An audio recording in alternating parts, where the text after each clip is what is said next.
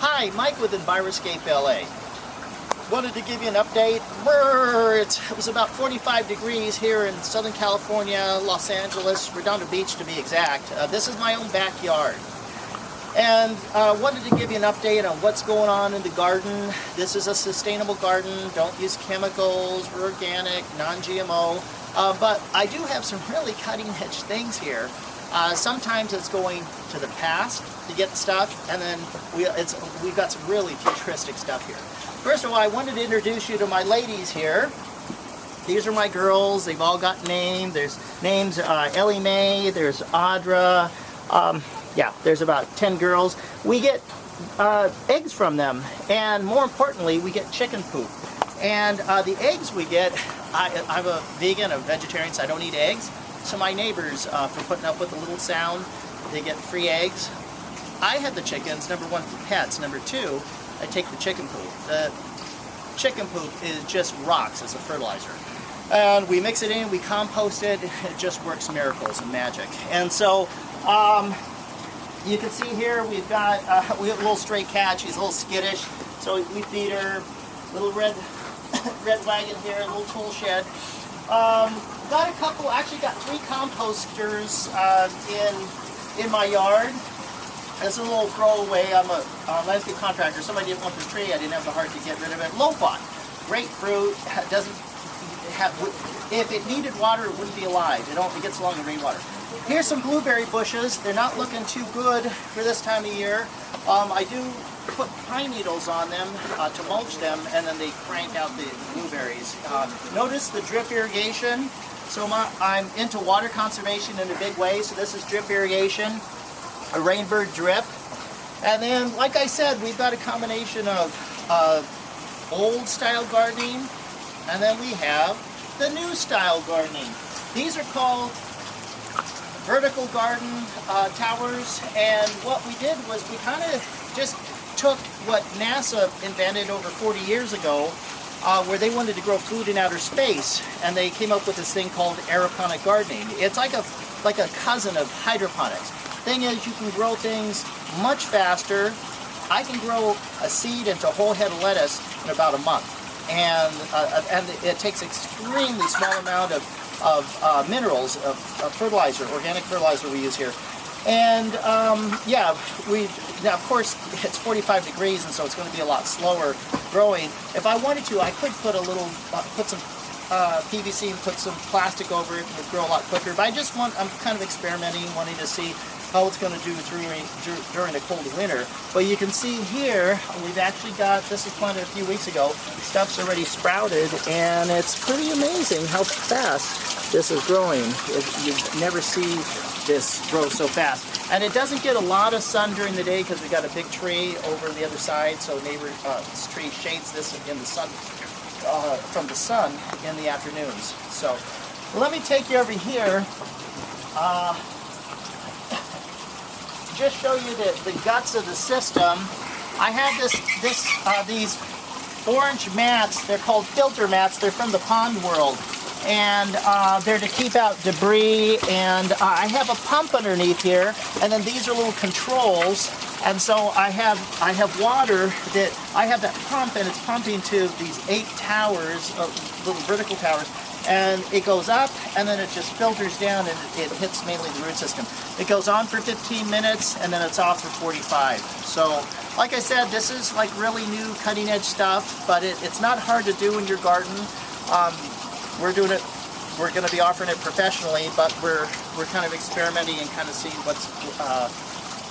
This is like the cutting-edge stuff for backyard gardens. Also, too. We have our avocado tree. This is Southern California. Southern California loves avocados. Avocado trees love. Look at that champion avocado. And we've got some here. Got them up here. It's a pretty young tree. One of the big reasons it's growing so fast and so tall and so fast is because of the stuff we're doing to take care of it. Mainly leaving the avocado leaves instead of getting the avocado leaves, raking them up and throwing them in the dump. We're actually leaving them on, and it's the best fertilizer, I'll tell you. Also, the chicken poop helps. Here's our grapevine. We cut it back. It's winter time. Over here we have the woolly pockets, and these are kind of like if you have a wall, you can put these on your wall. You can grow things, especially strawberries are great because strawberries, they don't hit the ground and rot, but it kind of fills over. But again, it's winter time. Over here is our koi pond filtration system. Check out this neat light. It's got a little dirt on it, but it's not a candle, it's an actual light. It's a 20-watt halogen light at night, lights up, looks like a candle. It's tied into our low voltage system. These are real banana trees. I got about 5 good crops of bananas this year. Come on, let's go, follow me. I'm going to show you a little bit more of the yard. You can see over here we've got the koi filtration up there, and then we've got these beautiful waterfalls that we've chosen to show you.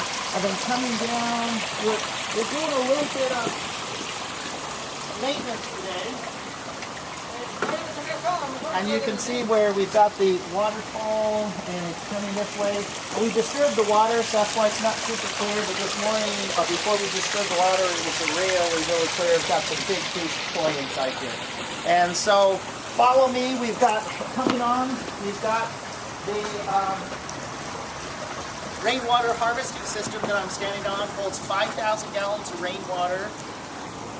When it rains, the rain goes inside of here, fills up the pit, and then I use it to irrigate my backyard. Last year, I was able to get along with about 10 months of the year of using rainwater for watering my plants and my vegetation, and I have a front yard too. And I only used about 2 months of city water. Now that's great, considering that about 65% of the average water bill is consumed by the garden. Well, not in my case. I would say a rainwater harvesting system is the equivalent of a solar power system. Oh, and talk about solar power. If you follow me over here, you can see some of my favorite plants in the world. Over here is the encephalaros plant. It's from Africa. It looks like a palm tree, but it's actually an encephalaros. It's not a palm tree. It lives in deserts, and so you don't have to give it much water, and it will thrive. Follow me over here. I mentioned solar power a minute ago. Check out this massive system. So right now I'm actually experimenting with all different kinds of things, and one of the things that I'm experimenting with is this tower garden. And the nice thing about the tower garden is it's like the vertical gardens I have in the back, except everything's completely self-contained. I can grow a tomato with about 5 to 10 gallons of water versus about 300 gallons in an organic garden. So if you want water conservation, and this is the middle of January, and this is what my tower garden looks like. Who has tomatoes this time of year? I'm actually experimenting with the tower garden, and I'm actually experimenting if somebody doesn't have a lot of solar power, how about just one panel? So we're kind of looking into solar power. That would be the ultimate. Then you don't need electricity for a pump. So anyway, this is a winter update about sustainable living and sustainable gardens. When you think sustainability, think Enviroscape LA.